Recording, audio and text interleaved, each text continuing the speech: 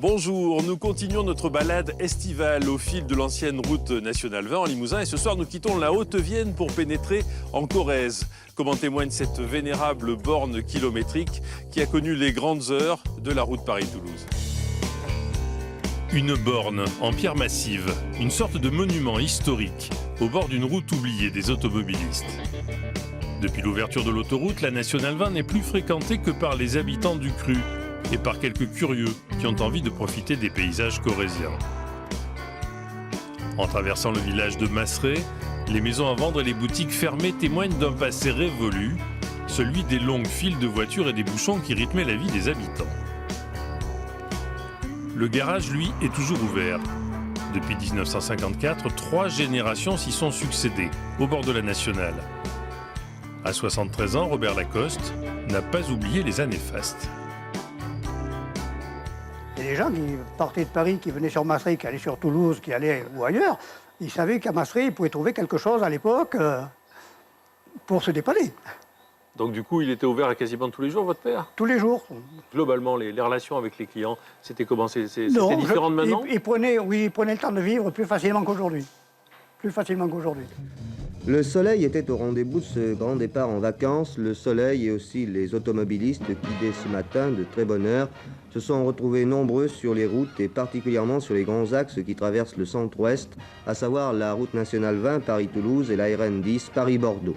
L'été, pour traverser la route, c'était pas rare d'attendre 10 minutes. Quoi. Et alors là, quand les vacances arrivaient, vous frottiez les mains?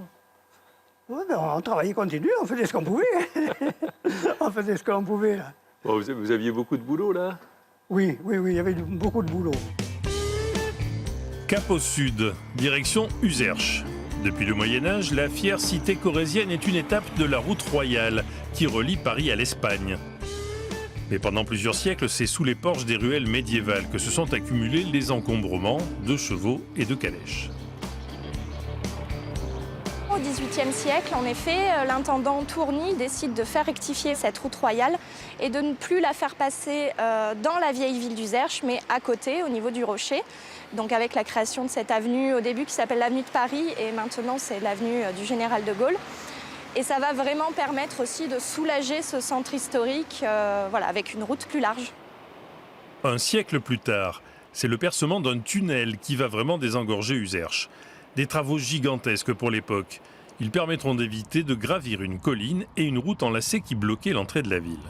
En 1846, le roi Louis-Philippe décide de faire rectifier ce tracé nord-sud, cette route royale, et le tunnel va être inauguré en 1855.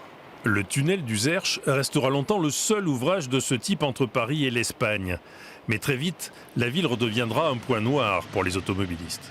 Situé sur l'axe Paris-Pyrénées, Uzerche connaît un trafic ininterrompu à longueur d'année. Au moment des vacances, la circulation devient excessive. Les touristes se dirigeant vers le Midi ou l'Espagne traversent la cité, mais s'y arrêtent peu. Le projet de déviation est maintenant sérieusement envisagé. Cette déviation arrivera en 1996. Désormais, la nationale 20 n'emmène plus à Uzerche que les touristes qui veulent découvrir les charmes de celle qu'on appelle la perle du Limousin. Voilà, la semaine prochaine, on se retrouve toujours au fil de la nationale 20 pour notre dernière étape qui nous amènera dans le sud de la Corrèze. Nous traverserons Brive avant d'atteindre les Causses calcaires à la frontière du Lot et du Limousin.